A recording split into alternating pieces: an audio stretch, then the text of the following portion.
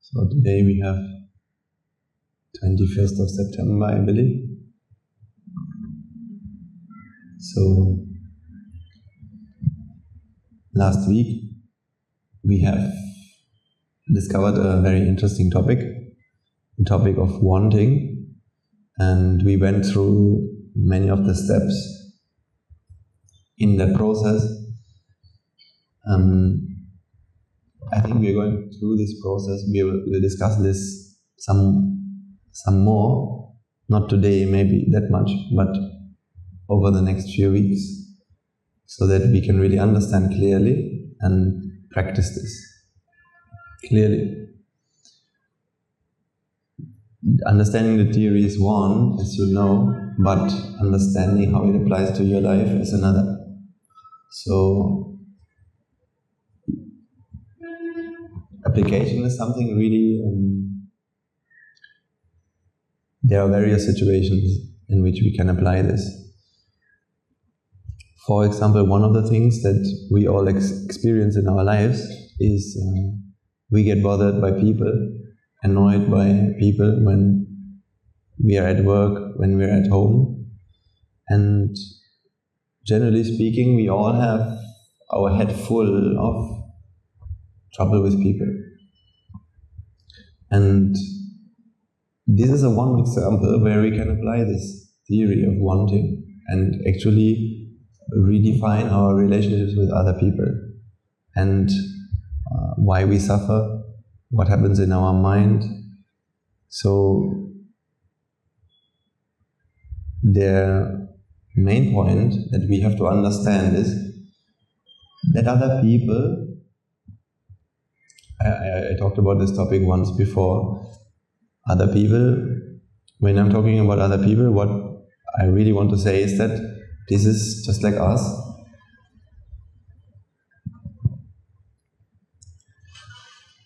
A mind and a body. So everyone that you see around you, everyone that you interact with in your lives has a mind and a body. So that mind has always the same, it always works the same. So that means, just like we feel vexation sometimes, suffering sometimes, just like we feel feelings of inferiority, superiority, it happens the same to others. So then there are people who sometimes will say things to us or will treat us in a certain way that makes us hurt. But what we have to understand is that sometimes we can't help ourselves hurting others. This is never anything that we want to do, but because of our mind and how the vexation is happening, because we can't bear that vexation, we can't bear this feeling of tension within us, we sometimes maybe feel hurt when some people say something to us, and we start to say things or do things which we regret, right? So the same happens with others. And when I think about Germany, for example, something that I was thinking about yesterday, in the society, you can find a lot of people who get up in the morning and there's a kind of a baseline negativity in their lives. Negativity means some sort of, I would say, a little bad mood. So that means whatever things that happen, if people on the streets walk on the wrong side of the road, if they cross the traffic light by the red light, or if you see something in the media, or if people come too late, then there'll always be a reason to complain, right? So people have a lot of things to complain. I don't know how it is here in Sri Lanka. I guess nature must be the same. Many people have a lot of reasons to complain. that is one way, for example, our mind can find easy relief from the vexation that it has, right? We get up in the morning and we have all sorts of problems, and then we see other people doing things wrong or not proper, and then we have a reason to complain. And when we have a reason to complain, when our mind has a reason to complain, then it feels good, and we feel important at that moment. We feel that we are in the right. We feel that we are right and they are wrong. And this is a way in which the mind protects itself and gets rid of this vexation. There's one way mind can get rid of a vexation, of the problems. You can forget your problems. We can forget our problems when we see problems in others, or problems that other people have, or things that other people do wrong. That's how it works. Our mind always is looking for a way to forget the problems that we have. Because we have problems, because we have vexation in our mind, right? Some people go and consume drugs. That is an extreme way to forget problems. Recently I met some people in our rehabilitation center. After a relationship breakup, they started to consume drugs. Why did they do that? Because there was a wound that has been created. A wound that happened after many years of a relationship. And not knowing what to do with this wound, what did this person do? That person started to consume some kind of drugs. And then we forget the problem. And what do we experience when we do that? We experience a release of vexation, right? As much as the problem is there, that might help the mind to no longer feel the pressure. And that feels really good. Yeah, it feels really good. That release of vexation feels really good. And that is something that gives the mind a feeling that something is working in here. This seems to be a strategy that works for me. And so people get addicted, because people don't understand how to get rid of this, actually the real problem, right? So if you take someone who is using drugs, does he want to really use drugs? No, he does not want to use drugs. But because of this vexation that he has, this feeling which is coming up every time, every day, maybe feeling of grief, feeling of having lost something that he really liked, that he would like to have. For example, his partner, his girlfriend or whoever, right? So when he's waking up in the morning, he's easily reminded about the loss that he encountered, the fact that he no longer has her with him. And then what happens? The wound is back. This pain is back.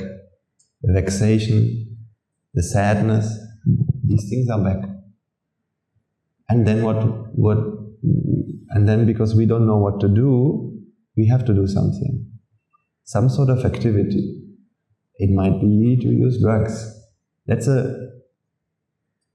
In terms of society, we say that's not a good way to do that. It's not a good way to release our vexation. Actually, it's not something that harms others, right? Using drugs. It mostly harms our body, it harms our mind. But it doesn't harm anyone else, necessarily, unless you're dealing with smuggling and things like that.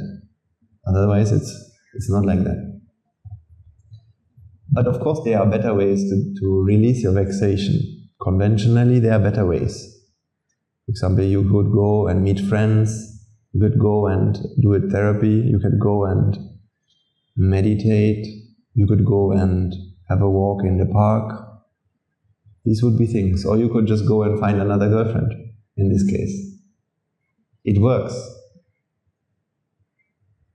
But all the while, what happens within us? What happens to this pain within? Is that really something that we have treated like that? No. This existential pain is still there, and it keeps existing in another form, right? Because after such a relationship breakup, for such a person, what he will feel is like that. Now he will feel like being out of a relationship, being without a person like this, is a very terrifying experience. It's a very painful experience. So I really should find a way to be back with what I like. So, having experienced this pain, he will be all the more dependent on the objects around him. So, that means the attachment grows, and the dependency grows, and the pain and the fear and all these things grow. So, that means we become more and more a slave to the things around us. We feel like we can't live without them. Because the vexation immediately comes, the pain immediately comes. So, with the Dhamma, we can understand, and we can apply, and we can slowly take out the pressure from our mind. The pressure, that means we can clean the wounds. We can clean the wound which happens within us. And then, imagine this person can wake up in the morning, and even though he has gone through a relationship in the past, a relationship breakup, he doesn't suffer anymore. Do you think he would have the necessity, or he would have any reason to go and use drugs? No, he wouldn't have any reason. So that means many things that we do, we have to do because of a vexation we have in our lives, right? Because of some sort of uncomfortability in our lives. Now what this man has to realize, I'm just giving you this example, but you can apply this to your situation as well. Generally speaking, the problem is the same. If you have experienced something in the past, and today as well, it still makes you hurt, okay? Then there's a way to come out of this problem, right? I'll briefly explain this to you, and then you can try to understand and we can discuss this. So, when you wake up today, you feel a pain, right? Let's say, related to the past, you feel there's a pain. That means you experience it. Now, what is the instrument with which you experience things in your life? The mind, right? So, it's an experience you're having, an experience of a pain. Then how do we experience that? Of course, with the mind. So, the mind can only experience 6 senses, right?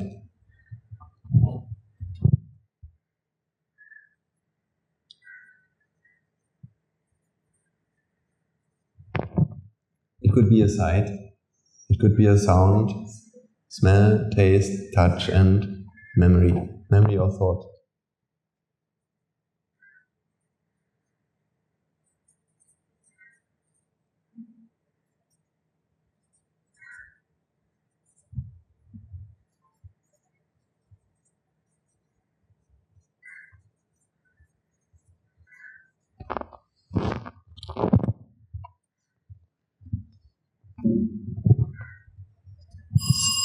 So, these are the only experiences that the mind can actually have.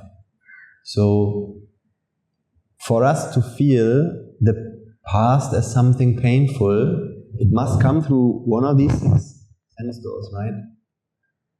This pain. So, of course, in this case, it is a bit easy to understand where it must come from, right? Let's say this person I'm talking about, the person that I met last week, he says, I had a relationship breakup or something bad happened in my life. Now, this pain is something that happens with me, and still I experience this pain. So, what actually happens is, he is reminded of experiences in the past. So it's most likely, it can be both. It can be sight and memory. For example, you wake up in the morning and you feel that you are alone. So that is a sight, right? You see around, you look around you and you feel, I'm alone in this room. But, so let's take this example.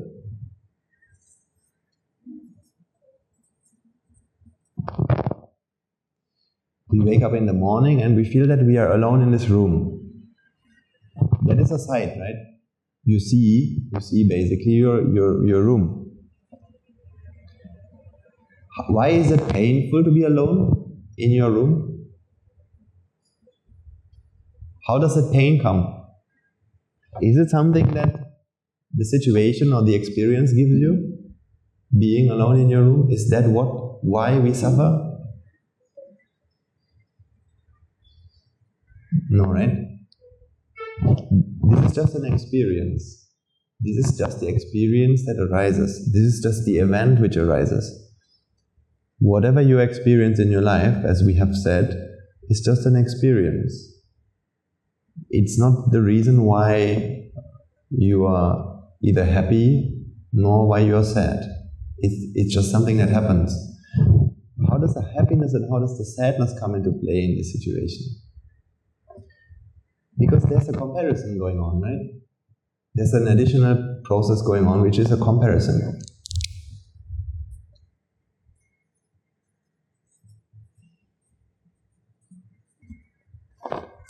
It is the comparison of what I would like to have and what actually exists out there. And what is the model, what is the idea, what's the preferred event, the preferred experience that the mind would like to experience in this situation? It would like to be with someone, not waking up alone. Somebody should be there. Right? That is the model, that is the experience the mind would like to have. And this is what it would like to experience from the object. And because of that, there is a comparison. Now that comparison produces either a match or a mismatch, right? In this case, it's a mismatch.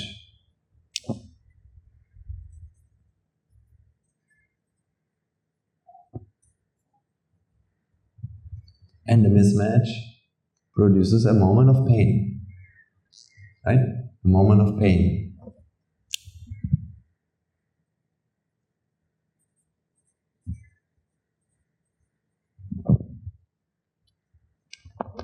Actually, that is what happens when a person, imagine there's a person after a breakup, he wakes up in the morning, he sees that he's alone. That is how it happens. That is how he suffers. That's happening in the mind.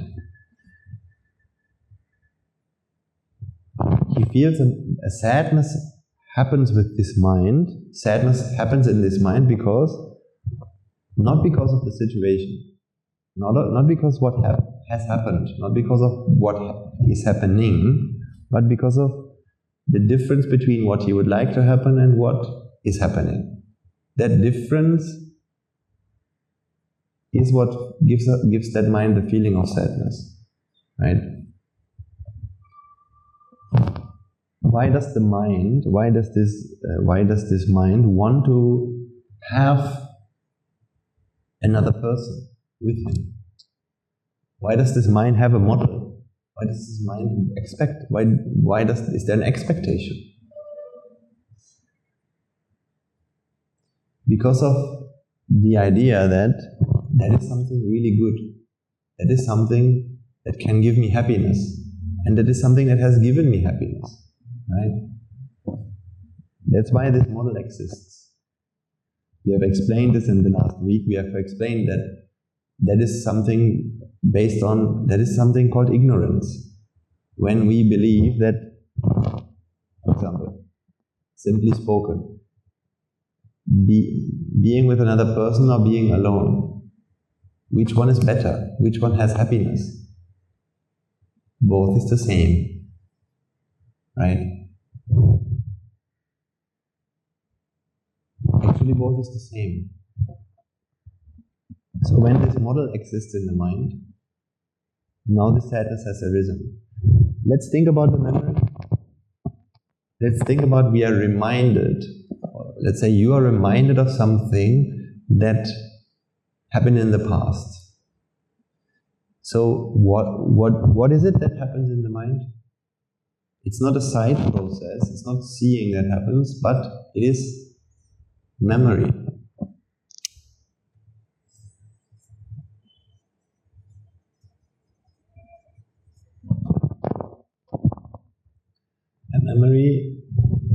A memory that is experienced in the mind. Now let me ask you this question. Are there such things called good memories and bad memories?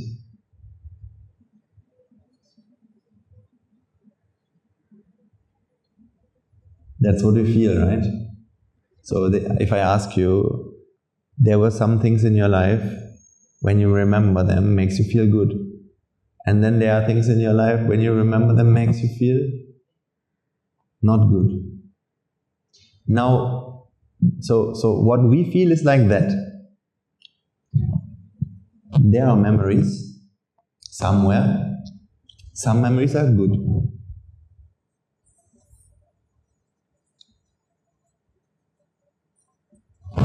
Let's say memory A is a good memory. So if that memory is good, then this is a memory and it has goodness in it.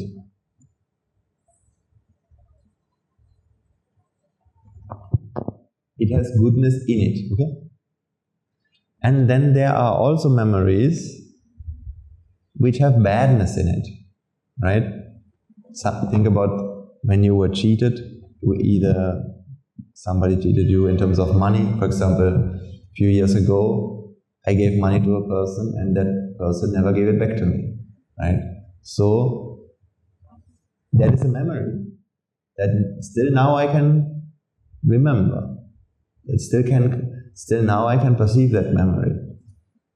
Normally what we feel is, this was a bad memory. So that means the badness is something that has been imprinted into this experience, into this memory.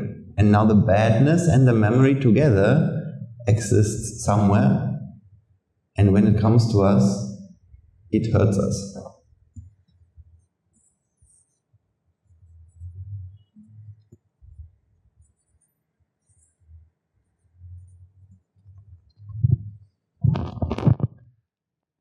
Isn't that how you experience, how you think, how you feel? Right? Okay. So, although this is how we feel, I want to explain you, this is not how it is. Try to understand that. It's not, I will make it as simple as possible, because if you can understand that, then you can make peace with these memories as well.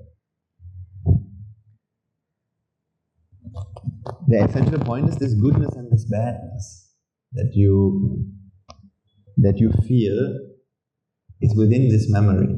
Because if this is true, then you are trapped, right? Because if ever, for some reason, you have to remember something bad in your lives, you are bound to suffer, right? just as much as when we are talking about, let's say, words, what people say to you, whether people, for example, when people insult you, don't you feel like when they insult you, if ever they should do that, or criticize you, if criticism is something which inherently brings you pain, aren't you bound to suffer? Are you ever able to live a life of happiness then? Because can you control other people? No, you can't control other people. So they might always, you can be as nice to them as you want to be. You can be so forthcoming and generous and smiling and positive to them. Who knows what problems they have in their lives? And if they don't like you for some reason or another, what they will do? They might criticize you. They might insult you for whatever reason. Even the Buddha was insulted. And although he had no grudge against anyone, he had no anger towards anyone. So you see, if the words carry even the Buddha, even he would have to endure criticism, insult, but he never suffered because of these things. Isn't that also another way to prove that something must be wrong with the way that we perceive the world? If we say that words which have criticism is painful, isn't there something wrong with this idea? Because then in that case, even the Buddha must have experienced pain when he was criticized. But he didn't experience any pain.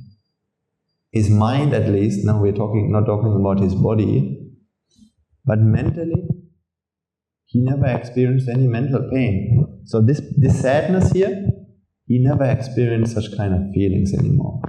These are feelings that we experience, but he never experienced that, right? Similarly, memories, similarly, sounds, criticism, insights. Right? These are just experiences, events that happen. But the pain that we experience when they happen, he didn't experience. That mind didn't experience. So you must ask yourself the question, why does that happen in this mind, but it didn't happen in that mind?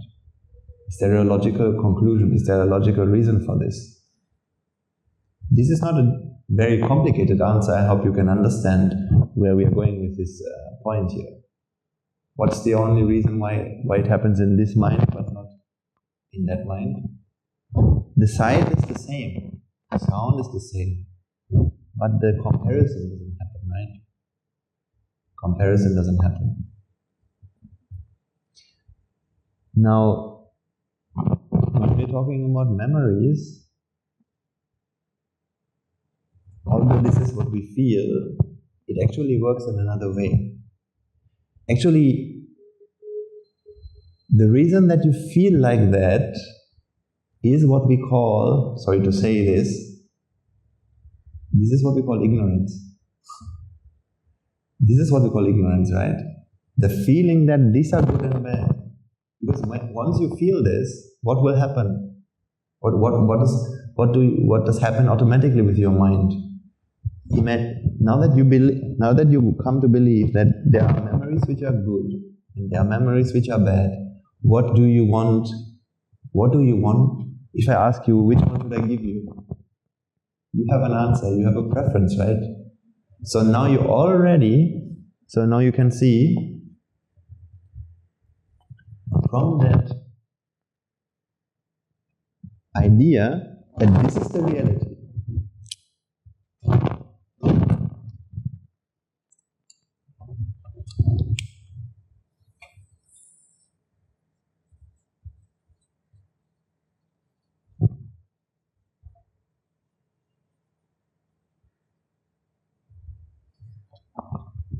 What happens? As we come to know, as we have come to believe that there are such things also called good and bad memories. Now what do we want? We want the good ones and we don't want the bad ones, right?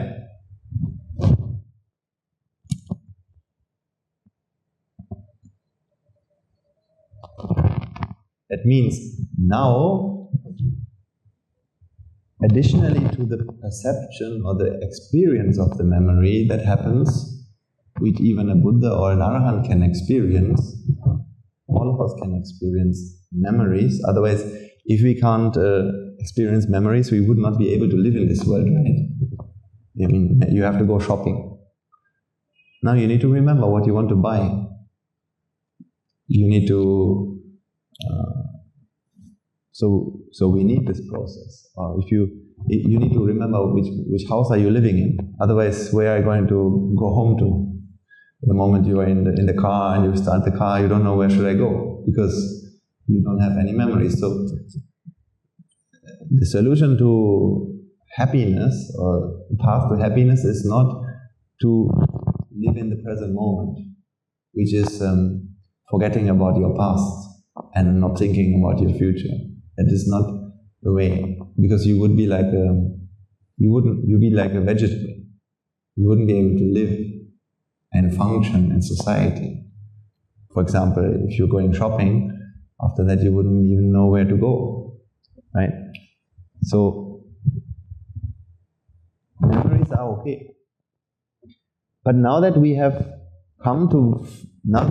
this feeling that these are good and bad, of course there's a wanting now, right? A wanting for certain memories, for certain experiences, and therefore there are preferred outcomes, preferred experiences that we would like, right? So now what happens is, every experience that you have, every experience that arises within your mind is being compared with your preferred experiences, right? Because now you can't stop it. You can't stop it from happening once you have this idea, or once there is this idea in the mind that there are such things called good and bad things out there. Just like what we have discussed. What you feel, you're feeling that now there are memories which I have, which make me happy, and there are memories which make me sad, right? Now we have the second process. So we are talking about memories. We were talking about how it is that there are memories that we have experienced in our lives. There are things that we have experienced in our lives that until today sometimes make us sad. That sometimes they feel like a burden to our lives. Things that we have experienced. It could be small things, it could be bad things. It could simply be last week somebody has criticized us. Right? So we can forget it easily. That's not something really, that's not a big trouble in our lives. We forget it after a few days, right? But whenever we think about it, it still makes us angry. We still feel some sort of pain, right? So we have all experienced these things in our lives, right? I am sure. And of course there are many memories that we have experienced that we like to think about again and again. For example, the holidays where we went to, or the last time that our children visited us. Could be many kinds of things. So good memories and bad memories, right? So now, when a person, imagine there are many people who experience very traumatizing, very painful things in their lives. Luckily, I can say I have never experienced tremendous, horrifying events in my life. But of course, painful events were there. Normal things, right? Somebody criticizes you, somebody doesn't like you, somebody hurts you, things like that. Relationship issues, these are the things. But especially if they were very painful. For example, if a person has to fight a war, then he's experiencing a lot of fear every day, right? Because he has to be afraid of his life every day when he's in the battlefield. Or let's say abuse, it could be physical abuse, mental abuse, verbal abuse. It could be, abuse can be something that can change the course of life of a person forever. I mean, it can create a pain so strongly that this person will never be able to live normally, easily, for the rest of their lives. It happens. But I'm trying to explain, it doesn't have to happen. There's a way out. There's a way out. For this, we need to understand these principles, and it is not something, it's not complicated, but a little bit of getting into it is necessary. But the point is this. The simple point is this. We always feel the past is what gives us this problem. And the memories are what we have to carry with us. The pain is in the memory. The pain is in the past. But what the Buddha discovered was that's not true. Pain is not in the past. The pain that we experience today is not this past event that happened. The pain is our resistance against what has happened. The resistance that we have today. Right? That means it is our inability not to accept what has happened in the past, which makes us suffer. If we were able, I'm not saying we can just do that, but if we can learn and if we understand, if we are able to accept what has happened in the past itself will have no power over us anymore. Past is just a past. Right? But it seems to have power over us because we are not able to accept it. So that means actually there's something within us that happens because of which we can't accept, because of which we have a resistance.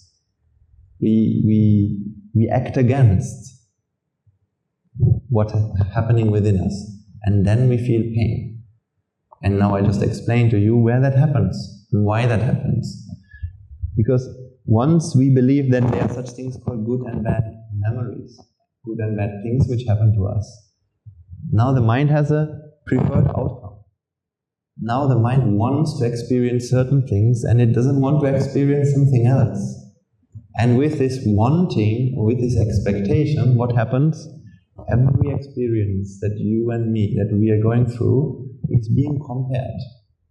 Every experience that we make, the mind compares. Is it something that I like to experience or something that I don't like to experience? And this comparison is what creates pain or happiness.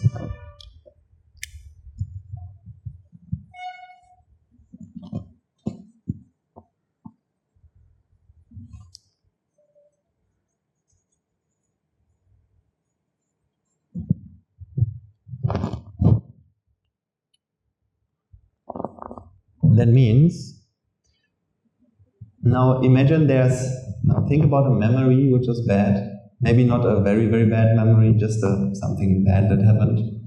Now there's a memory. Now, if you believe, when we believe that the memory is what gives us pain, now what expectation is there with us? What wanting is there with us? We don't want to think about this memory, right? But are you really, can you control the experiences that you go through? I mean, can you be sure that what you remember, can you be sure what you are experiencing? Can you be sure what you're seeing, hearing, smelling, tasting, touching, and thinking? For example, that means these are not things that you can control. I mean, I raise my hand. Can you stop yourself from seeing that? Can you stop yourself from seeing what happens here? You can't do that. Similarly, if I say London, can you stop yourself from having a picture of London in your mind and thinking about it? No, you can't.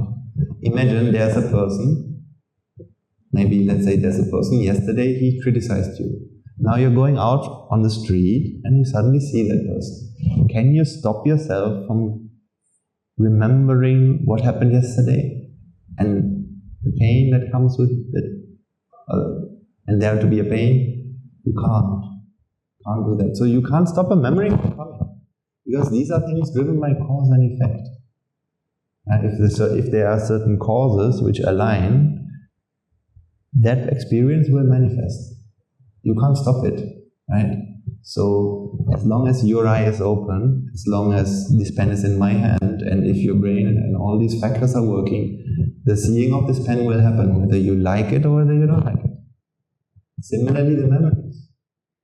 Memories are, you can't stop a memory from coming, whether it's a good one or a bad one. If the causes align, it will happen, right? So therefore, you don't want to experience this memory. But if it comes, what will happen?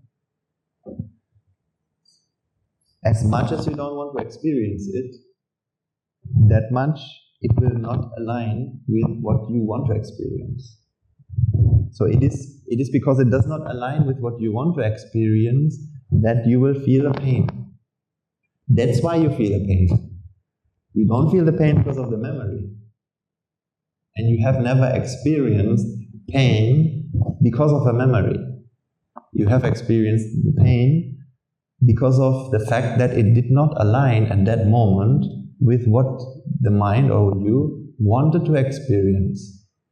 And because it didn't align with that, that is what gave this feeling of pain. Right? Can you see the difference in interpreting the pain? Can you see that it's not the same? Interpreting the pain and how it happens is different in this. I mean, these are two different interpretations of the pain. Now imagine yesterday somebody criticized you, and you go to the street and you see him or her, and you suddenly remember what happened yesterday, and now suddenly you feel angry or upset, or you feel this pain. What is your intuitive interpretation of this pain? Why do you feel this pain now? Because of what happened yesterday, isn't it? It comes from what happened. The memory brought the pain to me, isn't it? Yeah, that is what we feel. But what has actually happened? Maybe after this explanation, we can start to interpret it in a new way. What has actually happened? Was that really what happened? Or was it not something else? Because now you know that there are two processes in your mind. One is the experiences, and the other thing is the wanting, or the comparing. Wanting, comparing. These two processes are running in the mind. Therefore, the pain, how did that happen? It came out of a comparison. Because there's such a condition called ignorance in the mind. And therefore, there's such a condition called wanting. And if that wanting, if that sticking on, hanging on to or clinging on to certain models, preferred experiences, if that exists or if this is there, then this comparison happens. So the pain you experience at this moment is not the result of the memory, it is the result of the comparison that has happened. So therefore, you can't put the blame on the memory, because actually it could be that once your views about the world change, the same object at a different moment can give you happiness as well. So as much as you say, now this memory makes me painful, if I change the views about that memory, if I tell you that maybe this person had only good intentions in your mind and he did that to help you, or if you start to see that actually this event maybe because of this criticism you started to change and started to achieve all the things that you wanted in your lives. Now wouldn't you look back on that memory as something that you are happy that it happened? So that means the same memory, but now, if depending on how you interpret it, or depending on not how you interpret, actually the way it is interpreted, I mean, these are all passive things that happen, it can be different. I'll give you another example. Haven't there been people that when maybe the first time you saw them, you didn't feel them as very interesting to you, maybe sometimes even they were repellent to you, the way that you looked at them in the first moment. Right? But maybe once you got to know them, maybe after a few weeks, same sight, same person, same experience, now suddenly makes you feel happy. So what has changed? What has changed were the views in your mind.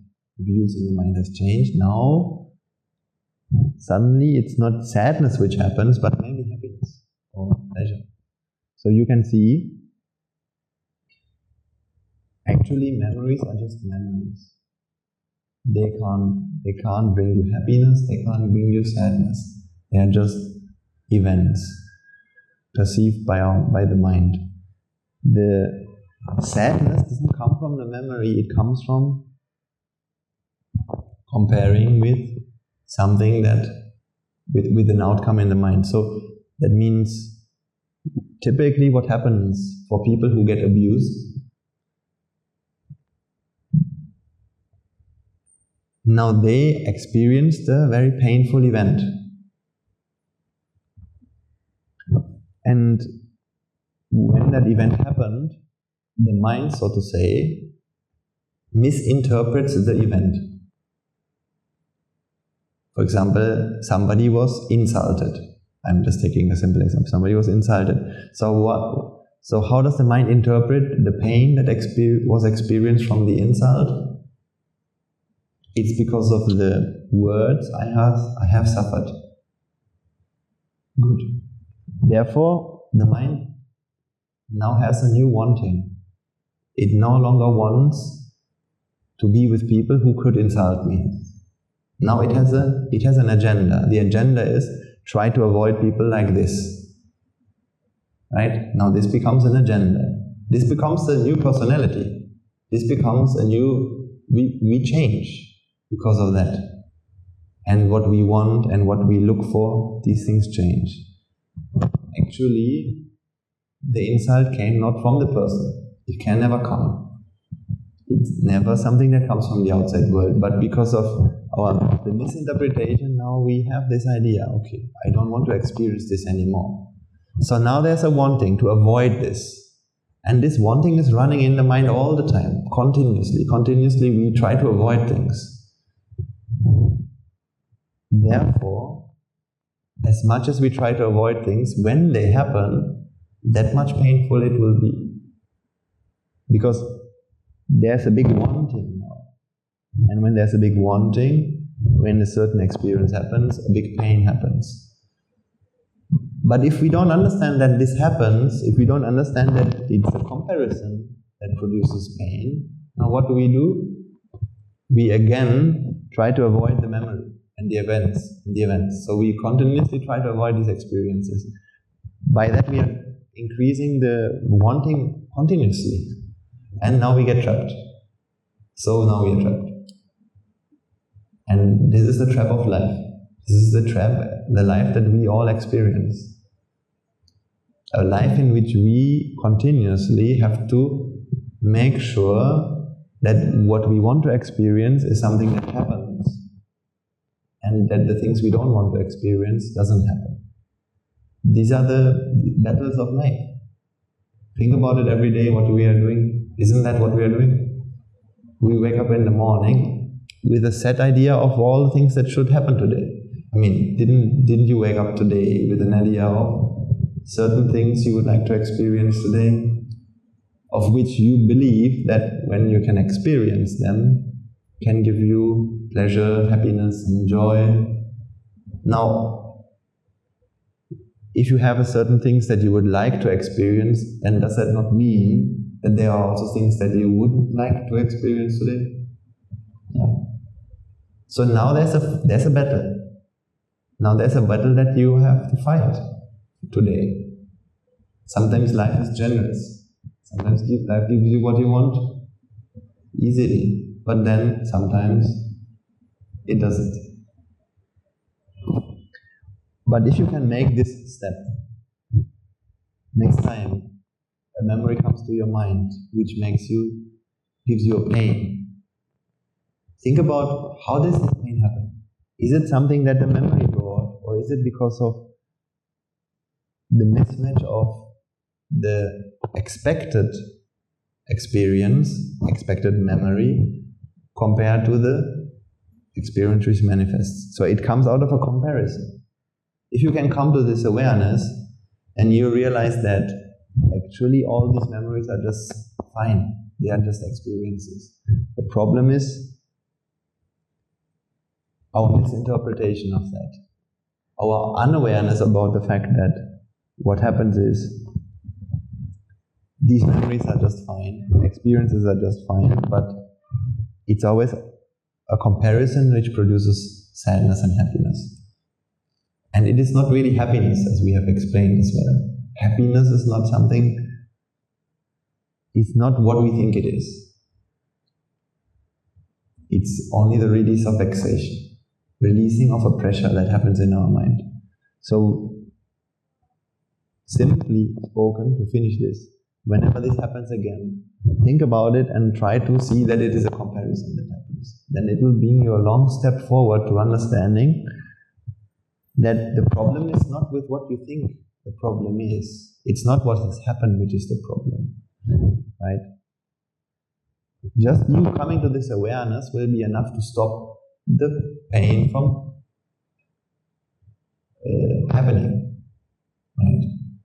So in this process, when we are talking about these concepts, about the Dhamma, the only reason that we are doing it is to liberate our mind. Liberate our mind from vexation, suffering, pain, from having to fight the battle that we are fighting. Because as much as we are fighting that battle, we are still helpless and we are still always subject to what life throws at us. We can't escape that. Just because we want certain things and we don't want other things doesn't mean life will acknowledge that, right? What we experience and what we will experience is always based on cause and effect, or basically what we have given. That will always stay. Whether we try to fight for it or not doesn't make any difference. So fight is optional. Life happening is something that anyway is true, and us trying to fight it doesn't make it less true. So these are ways in which we can contemplate and in which we can look at our mind in a new way and reinterpret our feelings correctly, so that when you experience... So now I explain the same with the memory. The same holds true, of course, if somebody verbally abuses you. If somebody is saying something to you that makes you feel hurt, that also you can contemplate on that. How does that pain happen? Your colleagues or your boss or whoever. Is it something that this person gives you? Does it come from the outside world, or is it not also? Because we have come into this situation, have come into this interaction with a preferred expectation. We have come to ask for certain words. Now we have something we want. not we want. Now there's a model in the mind. Now every moment, words are being compared to the ones that we want. And if it aligns with what we want to hear, it gives us a moment of happiness. If it doesn't align, it gives a moment of sadness. That's what happens. But none of the words have ever brought you happiness or pain. But we want the words which bring us happiness, right? Which is an irony because there's no such thing. So you can see the lie is reinforcing itself. We want words that bring us happiness, but there's no such thing. But nonetheless we want them. And when we want them, when they come, happiness happens. But not because of the words. Because it's actually because of it aligns. It aligns.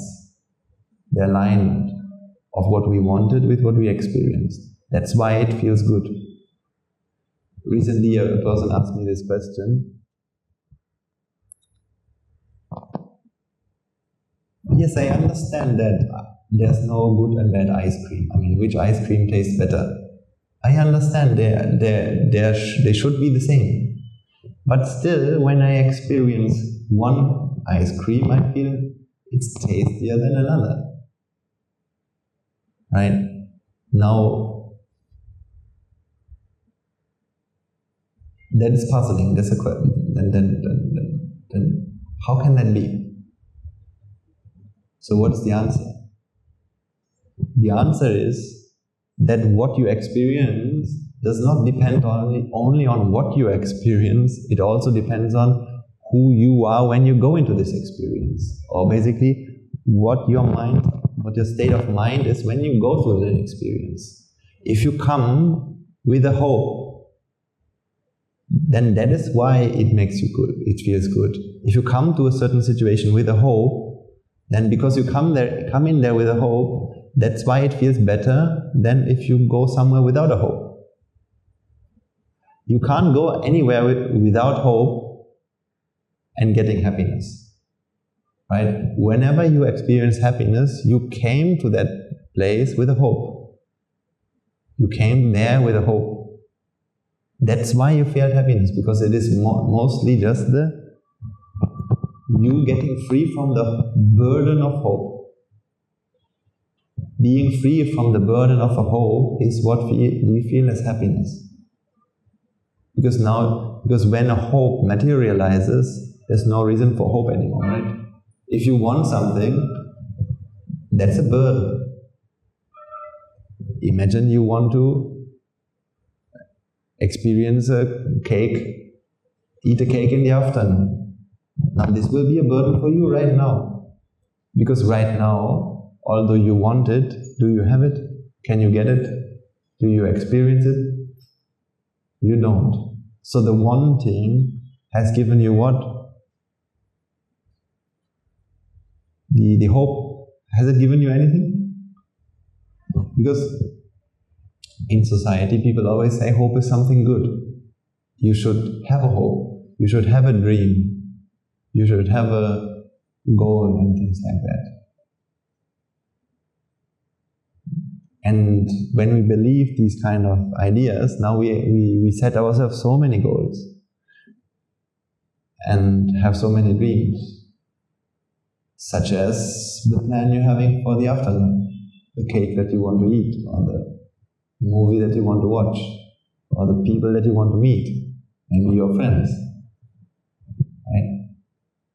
So now you're living, hoping for something, while life throws at you perfectly good experiences, which are all in themselves enough to be happy, but that's not what you want. That's not what you are asking for. And then we feel stressed, we feel uneasy. And we even blame the world, we even blame the experiences, we blame that, this is boring, for example. Or whatever. When we are standing in front of the traffic light and the car doesn't move, So we blame then that person for not moving. We say he's the reason why I'm getting angry right now, or why I'm getting stressed, but it's total nonsense. It's such a lie, such a fallacy. So, when I will explain you another point. So recently I was thinking about the topic of abortion. It's a very, very controversial topic, right? Topic of abortion. And I think in society all over the world, people have different views about this. There are some people, I don't know how it is in Sri Lanka, but I'm just going to make a general, explain you in a general point. Some people take this point of view that if there's a person, there's a woman who wants to not have that child, it should be her right and her decision not to have it, right? At least I know that in Germany or in our Western culture, people have this view. I think in that culture it's like 50-50. Some people have that view. So I'm telling you this story because it relates to what we have talked about before. So that's the only reason. It's to the topic of hopes, right? So some people. So imagine there's a woman, maybe let's say a teenage child. Suddenly she finds out that she's expecting a child. She herself is a teenager. Now that is of course quite a problem. And now there's actually a real dilemma for that person or for the whole family. Because now you have two choices. It seems like there are two choices. Without coming into understanding the Dhamma, there seem to be only two choices, and both of them are really miserable. Right? Let's think about what are the two choices. The first choice is, let's look at it from the point of view of the teenager. This teenager has, of course, many dreams in her life, things she wants to do. Like everyone else, when I was a teenager, I had many dreams. I wanted to become maybe an engineer or a scientist. I wanted to travel the world, and I wanted to have many options in my life. So if somebody were to tell me, you will have to live in this city for the rest of your life, I would have felt like, oh my God, that's not what I want. The whole world is there, so many countries, so many cities, so many things I can do. Now I have to stay here in this village all my life. This would have seemed like the biggest punishment in the world to me. Why? Because of hopes, right? Many hopes, many dreams, and I spoke to many people, saw many things in the TV. So there were many things that I wanted to see. I wanted to travel the world, for example. Now that means, in this case also, this person who's having this unexpected pregnancy, if she would get this child, would she be happy about that personally?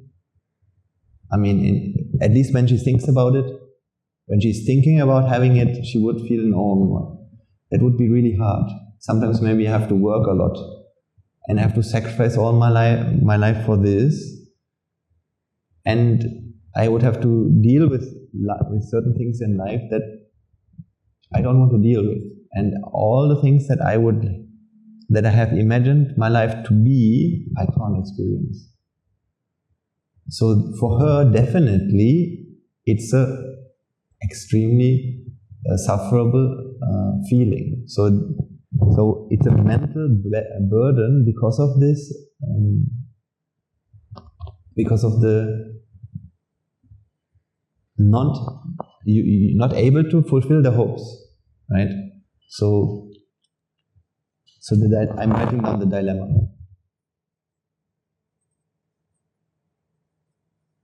So dilemma means you have two choices, none of them seem to be any good, and you don't know any other way, right? So that means you're stuck in choosing between bad and worse, and now you don't know what to do. So the first one is, if you consider about the happiness of the woman in this case, if you consider about her freedom to realize her life, to become who she wants to be and have the life she wants to have, this seems to be like the biggest, this seems to be like the end. So here, suffering of the woman.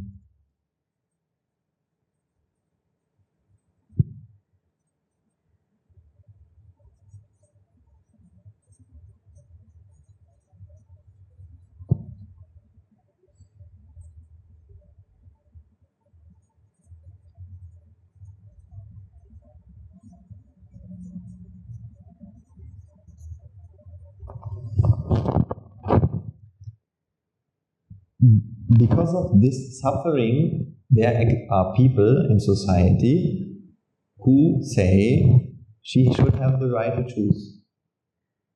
I mean, whether that is, honestly, when I talk about Western culture, people don't believe in this concept of karma and vipaka. Now, for that reason, they come to this point because they really believe that this is my body and there's nothing more than this life. So therefore, that's it. Right? So we need to understand this point.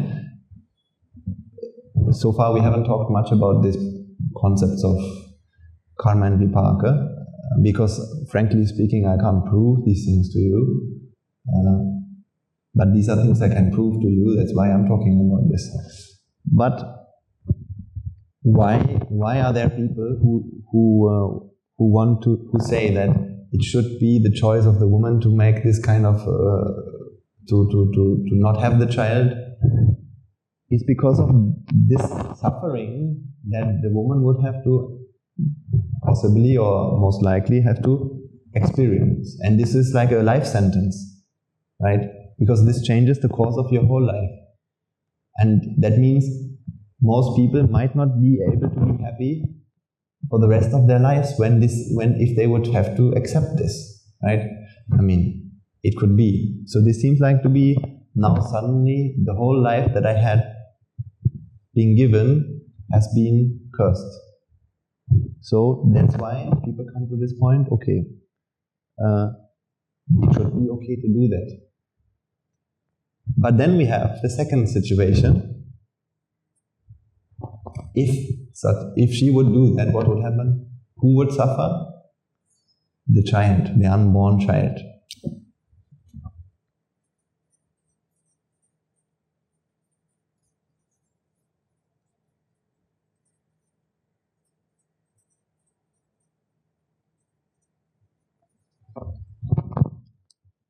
She would inflict suffering on the child. It would have to die. So now you see there seems to be a dilemma. From my understanding, the only escape from this dilemma is only one.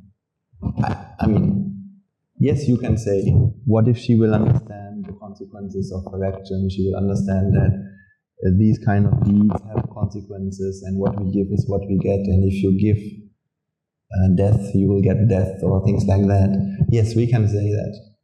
There's a reason, and there's a good... I'm not saying that's wrong. It is...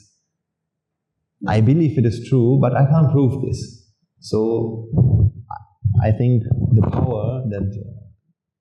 the deeper power that the Dhamma can give in this situation is based on something else, which is to identify that the problem is not analyzed correctly. The real problem is what? The problem is this. society always told us, and people always believe, that it is good to have a hope and fulfilling the hopes, and that hopes is not the problem. The problem is if we can't fulfill them. I mean, the problem is the things that happen so that we can't fulfill them. So for example, the problem is teenage pregnancy, which is the problem. The problem is poverty. I mean, poverty has a real dimension when you come to talk about the body. Of course, not having any food is a bodily suffering. So that's a problem. But, for example, let's say, people say the problem is not having what we want. Right? So, for example, many people migrate to other countries, although, in here, are they starving? No. Do they have access to health insurance and health, and can their body be healthy? Yes, they have. So their body doesn't have a problem, but the problem is their mind can't fulfill all their desires, right? That's why they go. So the problem we always feel is not having what we want. So I should go to another place and find what I want. In other words, hopes are not the problem. The problem is not having what we hope for. But the Buddha tried to explain, what I try to explain today as well, is the deeper problem that no one sees and no one realizes is hopes. Hopes. This is where the problem started. And nobody realizes this. When these people discuss, I mean, these two parties can discuss, I guess, until eternity, and it becomes really, really aggressive, and they can hurt each other because they're so stuck on their views. But they both agree on this point. Hopes are okay. There is no problem there. But actually the real problem is this one. There's hope. This teenager has come to believe from the indoctrinations of their surrounding that it is good to have a hope, and it's not a problem to have a hope, and you should have a lot of dreams and you should fulfill them. In other words, there in this world, many things you can experience, some will be better than others. But the Buddha came to make us understand something else, which is everything is the same. Everything is the same. Whether you live in this place or that place, there's no difference. Right? There's not such one movie which has so much happiness and another which doesn't have. Or this job or that job. It is the same at the end of the day. Right? To realize the depth of this understanding, I mean, I could go on talking for hours and days to make how deep this understanding goes. Now we have just scratched the surface. The surface that actually what you already have is enough. You don't expect more in another place, in another life, having other things. These are things our mind believes because of the indoctrinations that we have experienced, but there's nothing there, and what you have is already also enough. The mind doesn't need to be made happy because it actually arises totally happily. The mind that experiences, so the instrument with which we experience the world, it actually arises totally happy. The past is not there to make it suffer. Suffering is something you need to create then and there, again and again. So it has to be created all the time. It's not something that can be inflicted on you and now you need to live with it. Right? Because this mind, the mind, just as much as anything in this world, has this characteristic of anicca, which means arising and passing away, which means not fixed, which means it's a process. If something is a process, it has no past, it has no future. It's only a manifestation of causes. So we'll come to these topics later, but when you understand this, when you understand that the pain is not from the past, It's something you create right now, not wanting to accept the past. Understanding that itself will stop the pain. That is the only way how you can stop the pain from happening. Because when you think the past is a problem, the mind resists. When the mind believes the past is the problem, mind resists. And then the resistance will continue, therefore the pain will continue. But when the mind realizes the past is not the problem is created by resisting, it will stop resisting. Because resisting will only happen as long as you think the problem is with the outside. Once you realize it is not, you just don't resist anymore, and then you are free. So then what happens is only experiencing of a memory. Then, of course, a memory is a memory. So when a memory happens, if you can be mindful about these principles, it'll just be a memory that happens. And having that awareness means that memory will be just what it is, an experience. But because we have been so accustomed to think in terms of these are something good, this is something not good, these are good memories, because society always gives us these kind of views, right? So for example, spending a nice vacation with the family, that's something good. So then everybody comes and tells you, in this holiday season I have been with my family having traveled in this place, and we were there and we did this and that. And then people compare each other based on these views, right? Now if you are someone who maybe the day before you wanted to go, there was a fight between your children, between daughter and son, and there was a clash, and now you decided to punish them and stay at home. Now you have to justify yourselves, right? For example, I remember when I was a kid in school, on Christmas time in Germany, usually what happens is we get presents on the Christmas evening, so 24th of December is what we call Christmas evening. So my family and most of other families in my culture, in my hometown, what we did is, there's a rule. First, around 6 p.m, we go to church. And after church, we go home. And after church, we have our, what we call Christmas dinner. Special Christmas dinner, which my mother cooks for hours and hours. The whole day she's just cooking this, right? And we're just consuming it. And so after that, presents are there. So church, dinner, presents. I remember there was one year when we went to church, my siblings and me, and when we went to church we were so naughty and uninterested that my parents decided, okay, good, if that's what you want, no presents for you today, we will get them in day after tomorrow. And so we had to wait until the 26th for the presents.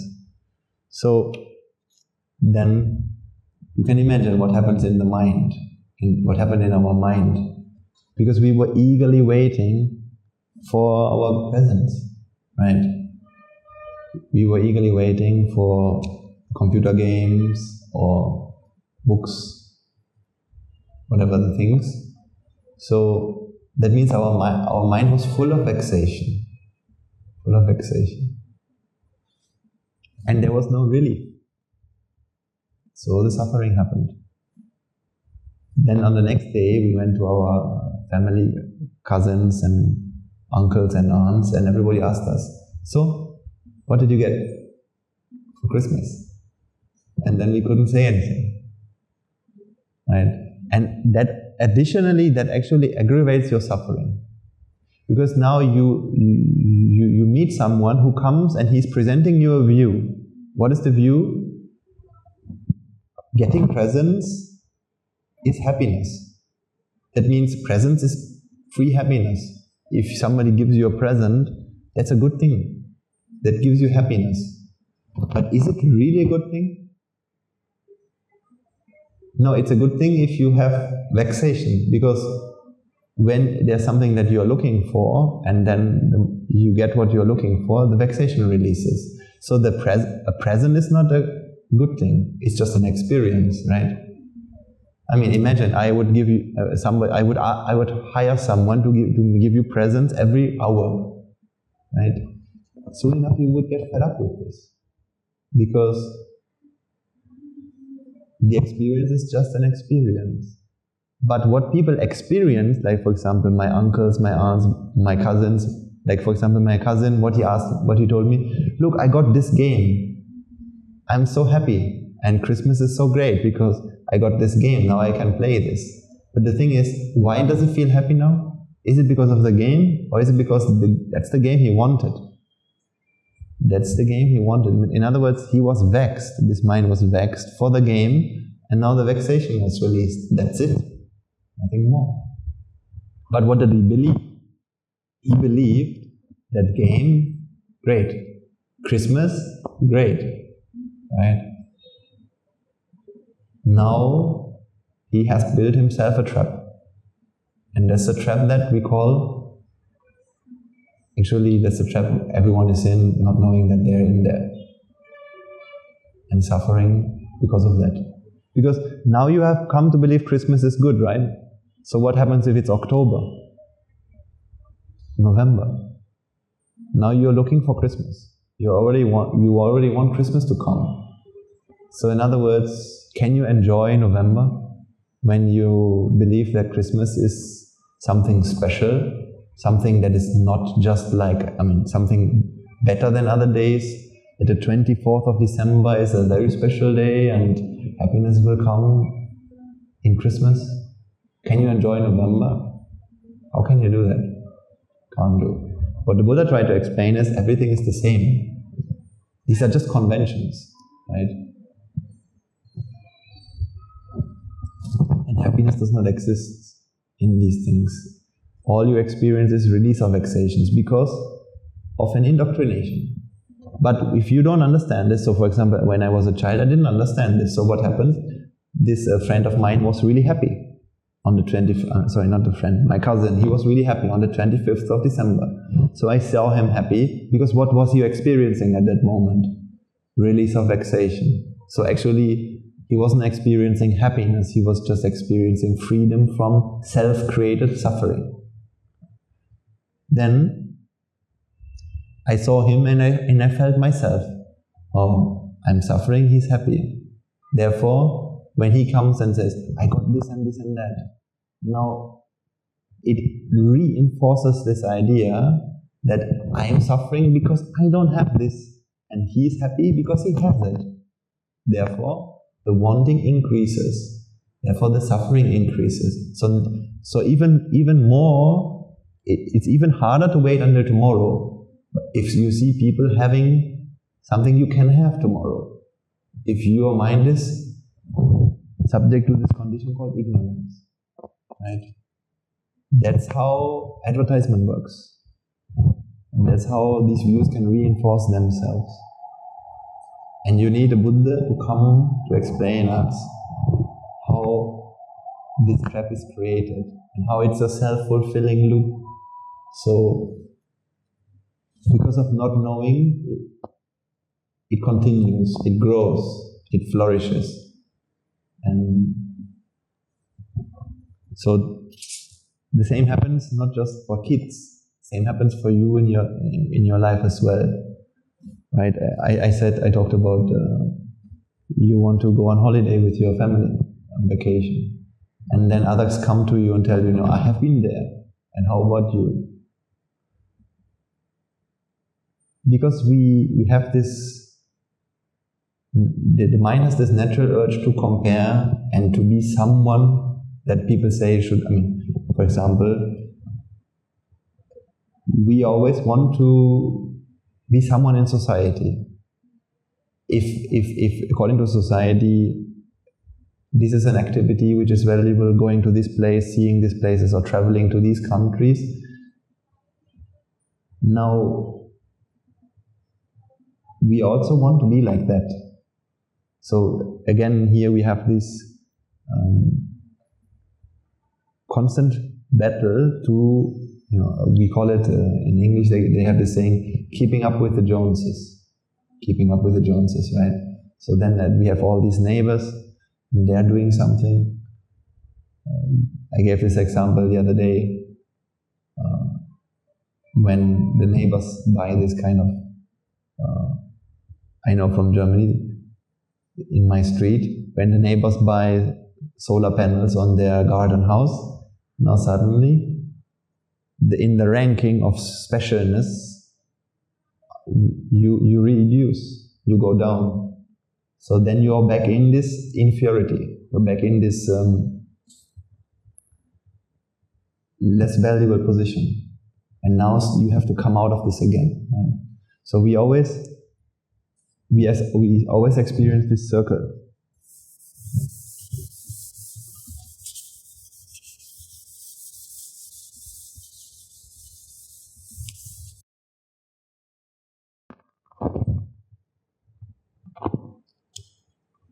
Let's say there's a woman, for the sake of an example, there's no deeper meaning, there's a person, and this person has come to accept certain views of beauty. This is how beauty looks like, right? That means now there's an indoctrination in the mind. Let's say there's maybe a teenager who has come to believe now this is how beautiful looks like. This is how a beautiful body looks like. So now there's a model.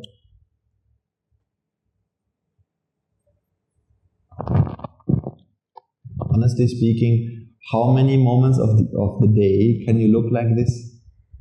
Let's say there's a special, when you make up your face, shortly after that you can say now everything is in its proper arrangement, right? After that, when you go out, and when the environment, maybe the heat, and maybe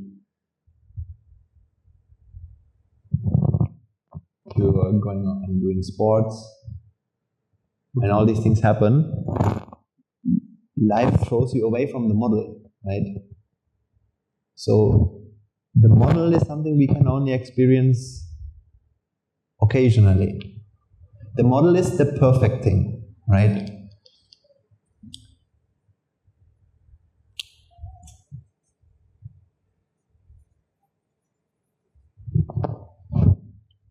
So what is the model? The model is when we can be superior, or when we can be highest. For example, now the neighbors bought a new solar panel. So now I'm going back from having to not having. Now I'm suddenly lower. So what do I have to do? I have to spend activity to come back into that position again, right? So in the same way, if we feel that our value depends on the way we look like, and we think that there's a certain way to look like, which is what we call beautiful, now we need to put a lot of effort to maintain our body according to the way we like, which costs us a lot of money. Maybe we have to go to the gym, we have to think about the model when she works when she's working, she has to pay a lot of attention on what food she's eating, he or she is eating, and how much sleep, various things, right? So it takes a lot of maintenance. So the model, when we achieve the model, that moment is really good. That is a really great experience. The moment we can, everything aligns totally perfectly. For example, when you want to go on holiday, you have people have certain expectations. This is how the hotel should be. This is how the beach should be. This is how the restaurant should be like. So many kinds of preferences. And now we're looking for ways to arrange the world to this model, right? This is what we are all doing every day. Now we are arranging. So this is the model.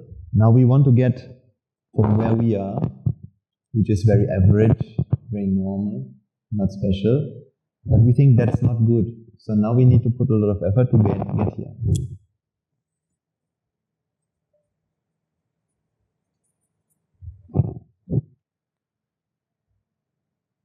In other words, when our ego wants to be unique, is it okay to just be one of many in the streets?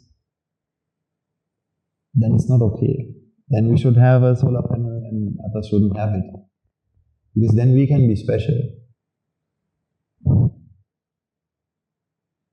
And now we have to use activity.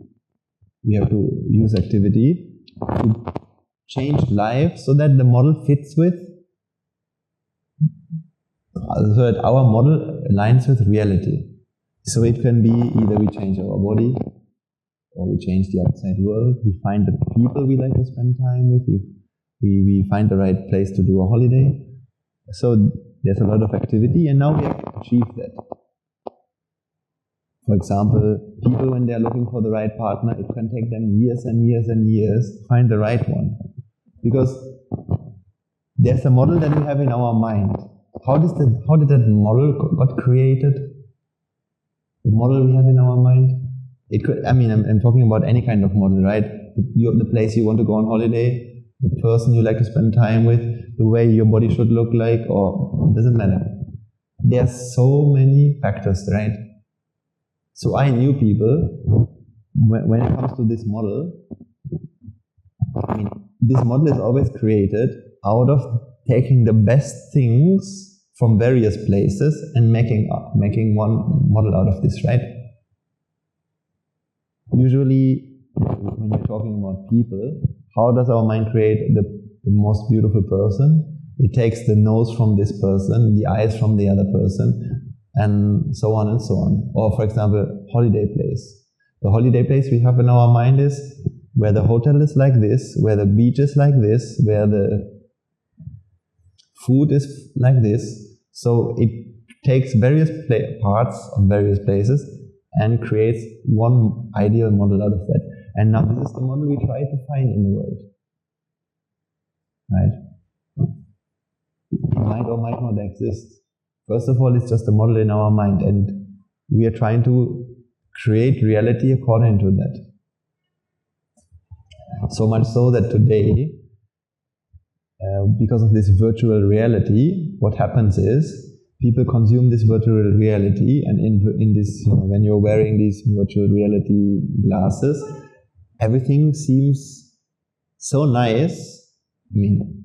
Not because it is nice. Actually, the more you understand the mind, you will know why we feel that. But now that people use this virtual reality, what will happen to people is that becomes their baseline model, and the moment they remove the glasses, this normal, conventional world that they're living in becomes very unsatisfactory to them. Not because it is unsatisfactory. Maybe you and me, I've never used that. I feel this world is totally fine, right? But if you spend time watching, virtual reality TVs, and you don't understand the pleasure that you're experiencing when that happens, you start to feel, that becomes your model, and now everything is so boring. That's why today, because people don't understand this feeling of pleasure when it comes to the phones, they can no longer live without a phone, even for half a minute. Or now they get trapped. Because you can achieve your model only for a moment. Then after, what happens? It decays and you need to work on it again. That is even true when you think about finding, let's say, a partner, finding a person. what happens is, let's say I like to see something, I really like to see something. For example, there's a really nice picture I want to look at. I explained to you the mind is arising and passing away. So that means in the mind there's various things that happen. Sight, sound, smell, taste and touch, right? So imagine what happens. You really want to look at a picture. Now the picture is given to you. How do you feel? Really happy. But then the picture passes away. So how do you feel then? Now you're sad because you got what you wanted, but just for a moment. Here you got what you wanted. Here you had a lot of hope. Now you got what you wanted. Now it's taken away from you. So now you're sad again. So now the next experience comes. So where do you want to be again? Back with what made you so happy. But maybe this is not going to be a picture. Maybe this is going to be a smell. Maybe this is going to be a sound. Right? So imagine instead of the picture, now a sound is created. Can you enjoy that sound? Can the mind enjoy that sound if it wants to be with that picture? No. So it will have a lot of hopes here, and when it can perceive the sound, it will be sad. And then it will die hoping for another chance.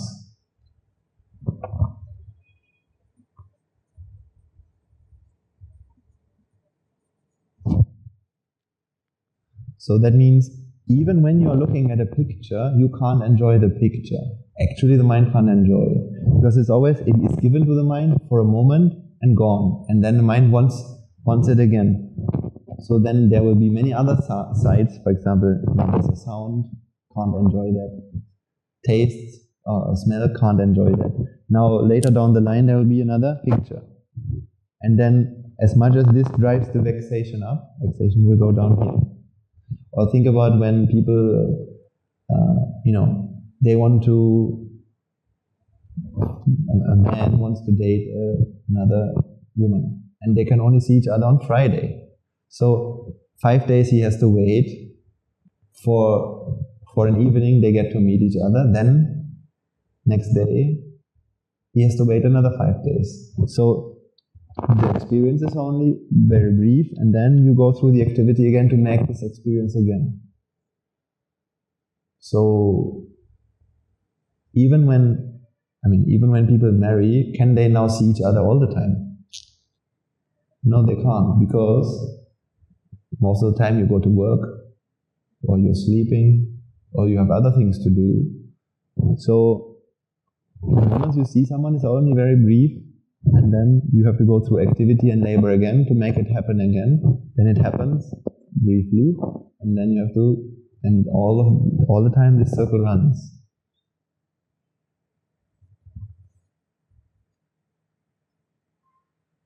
So the Buddha was somebody who looks beyond this. When you understand these concepts of pleasure and vexation, now you will no longer have this one. This model will no longer exist. Because the model is there because you think it's special and good and it has something. If you realize it's not, you don't have this anymore. Now you can enjoy, you can enjoy all of these. You won't have this hope, you won't have the sadness, you won't ask for another chance. It'll just be perfectly fine. So whether you look at it from the point of view of chittas arising and passing away right now, that means right now, although you don't feel it, I'm suggesting to you, in your mind there's a lot of suffering going on. Because if there are expectations, there should be, right? But whether then you can argue, okay, I don't feel it, so what's the point? It doesn't matter. If I don't feel it, why care? That's good, that's true, it's a good argument. But the thing is, over the course of a day, or over the course of a week, or a year, or life, you will see this happening. How do we live our lives? Is it not the same? Life is also like this. We are born here. We come born and we come indoctrinated. What does it mean? With a lot of hopes, and we are told a lot of hopes. So even in this process, many hopes are given to us. Many indoctrinations are given to us. Now, since we are young, we can say,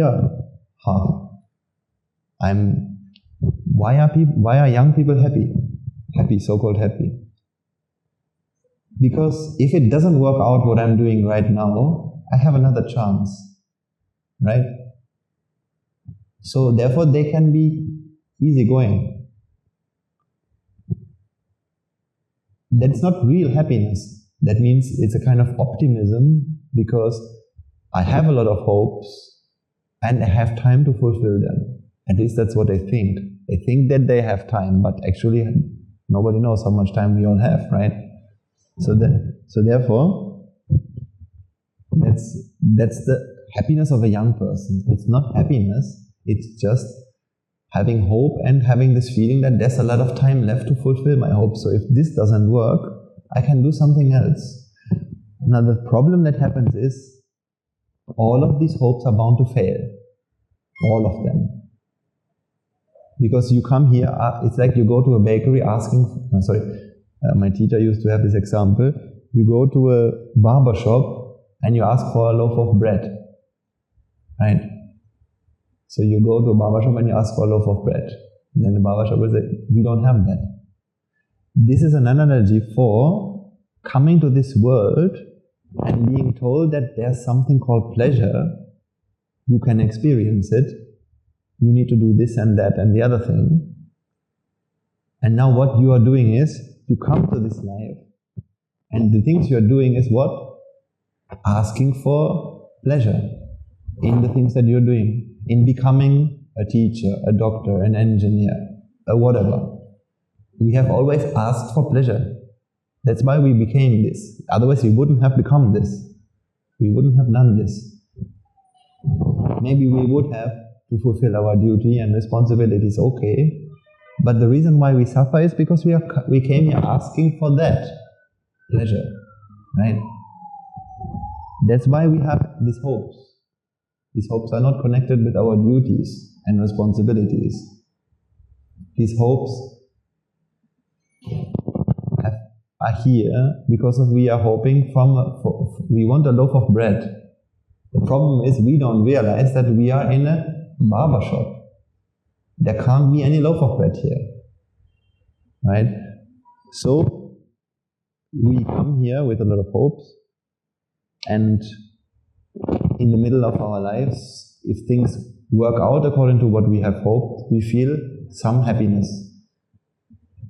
I'm making it very simple. It's actually much more, these things happen in a lot of, many of these things happen, but simply put, you come with a lot of hopes, and if you're lucky, it manifests in the middle of your life, but then it will never be enough to satisfy you. So then life happens, and either you have to go or the world has to go, and then you're going to be here longing back for this moment. It's no longer there, and you say, okay, if I could have another chance to have more of this, then I could fulfill myself. So now here we always die looking for another chance, because there were some things that gave us a feeling of happiness, but it wasn't quite yet enough. So therefore, maybe next time it can be enough, right? So the first part of our lives, we can't be fully happy because we have so many hopes and we have anticipation. Then there's a then there's a short moment of happiness. Let's say, typically, stereotypically spoken, that's when we marry and when we have our children and everything seems great, right? Where all these dreams are being pointed to. You should have this kind of job. Like when I ask teenagers, what do you want to become? Yeah, I want to become this kind of person, engineer, and I want to have a family and this. So that is that dream, but they don't think beyond that, right? So they think, okay, that's when this happens, and then happiness will be there. But actually what happens is, it's just relief of vexation. All this indoctrinated hope and pressure is released for a moment, nothing more. So, and then after that, maintenance, then life slowly takes away what you have, and you have to keep fighting with life, keep maintaining the relationship that you're in. You need to maintain that. You need to make sure that nothing in the world takes away this compound that you have now created. So the other person shouldn't be interested in other people, and you should be healthy, and the other person should be healthy. So many causes you have to maintain, and you have to keep fighting and keep maintaining. But nevertheless, you can't maintain anything, because ultimately it's all doomed to fail. Right? Either you're going to die, the other person's going to die, or some other reasons. Once the causes are no longer present for this effect that you are desiring, it won't manifest. Right? It's because it's just a compound, it's not something fixed. So you maintain a lot, but you fail nevertheless, and you hope for another chance. So this is our life in brief. Whereas you could live this life in another way. You could just live this life without any of this.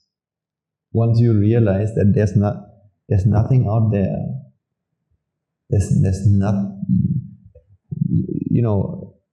you only suffer as long as you believe that where you are, you can find a loaf of bread. And the thing is, we are so convinced that it exists because we experience some sort of happiness. But when you understand that this is not real happiness, it was just a release of vexation, now you have seen through the illusion. You know the mirage. You know that there's a mirage. What happened in the mind? Because of indoctrinations, a release of vexation has happened.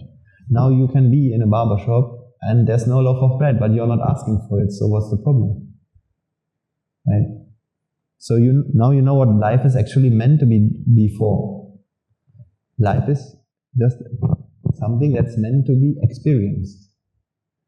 Your mind is not something that is meant to be used to compress happiness out of your experiences and build up an identity.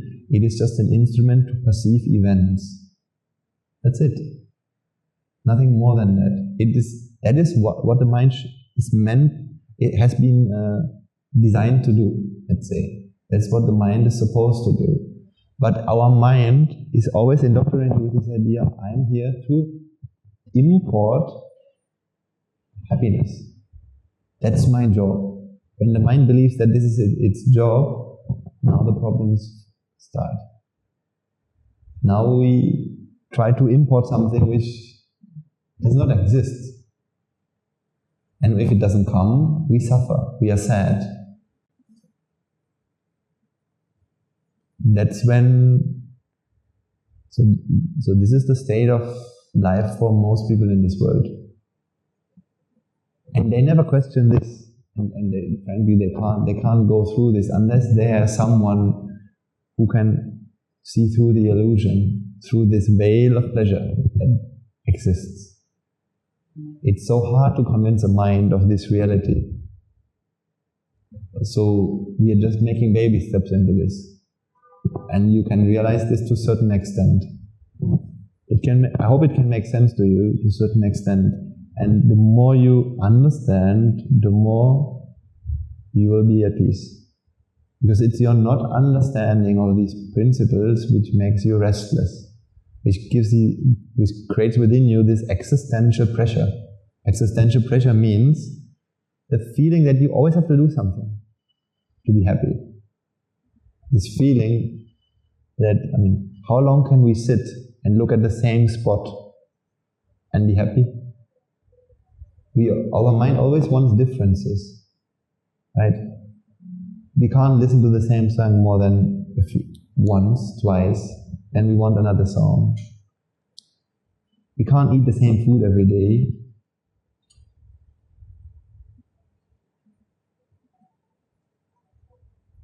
If we hear a sound somewhere, immediately we want to know what is there, because to feel a difference from what we experience. This is a very deep problem, ladies and gentlemen. It's the biggest problem you have. And people don't know that this is what they're having, because we are just like donkeys.